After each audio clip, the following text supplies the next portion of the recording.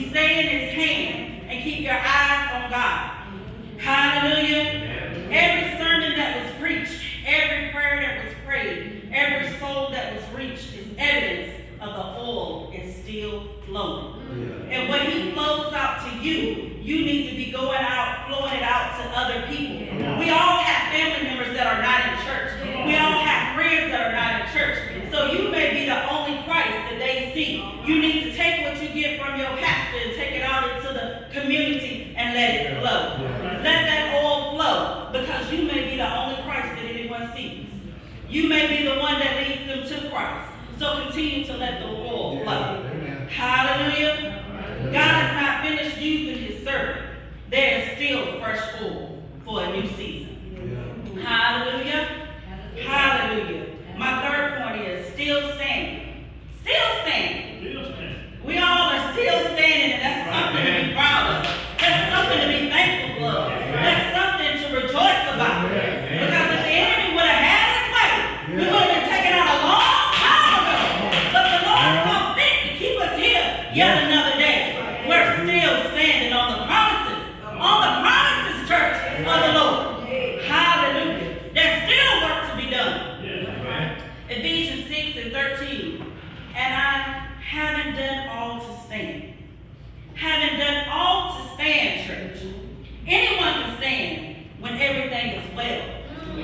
Anyone can stand when the sun is shining right outside and the birds is chirping and the fun is going on. Anybody can stand during that time.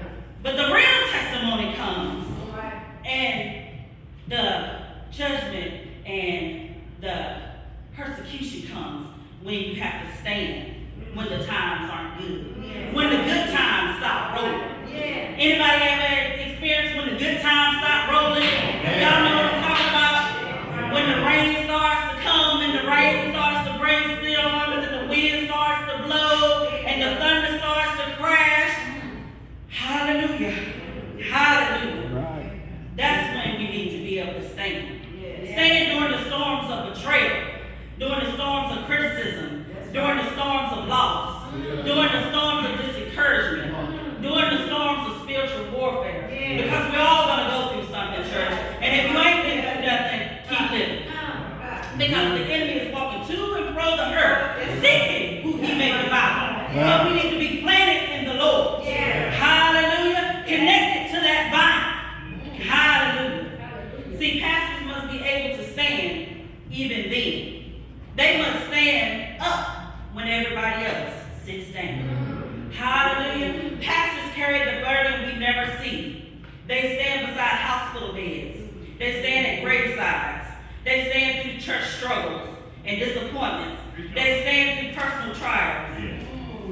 They stand in the gap for you. They stand in the gap for you. Because of the pastor's prayers, because of them standing in the gap for us, do you know what we may have missed? Because of our pastor standing in the gap for us? Hallelujah. We ought to get excited about having a good pastor. We ought to thank the Lord for having a good pastor who will stand in the gap for us. Hallelujah. Yet by God's grace, he's still standing. Hallelujah. The enemy tried to stop the ministry. The storms tried to shake his faith. Burdens have tried to break the spirit, but God has kept his hand on his servant. And for that we said thank you. The pastor is still standing because God's sustaining grace is sufficient. It's sufficient for him and it's sufficient for you. Hallelujah. Hallelujah. My next point is the best is yet to come. Philippians 1:6. He which has begun a good work in you will perform it until the day of Jesus Christ. So in addition to celebrating what God has already done for the 39 years that he's already blessed him with, we want to bless him. We want to thank the Lord for what's to come, what he's going to do. Hallelujah. There are still souls to be saved.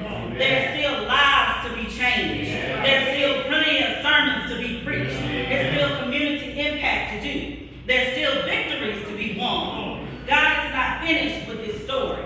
He's still writing, y'all. He's still writing. Hallelujah. that the latter years will be greater than the former years. Hallelujah. Hallelujah. Anybody looking forward to those latter years? We done been through some things in these early years, but I'm looking for the latter years. I'm looking for the latter years, church. Hallelujah. The next chapter, I'm claiming it to be more fruitful. I'm claiming it to be more blessings, more joy, more peace in the next chapter. Hallelujah. Hallelujah. And as I get ready to take my seat, when we look at Pastor Logan's life and his ministry, we see the evidence of God's faithfulness, the call that remains, the oil that continues to flow, and the servant that's still standing by the grace of God.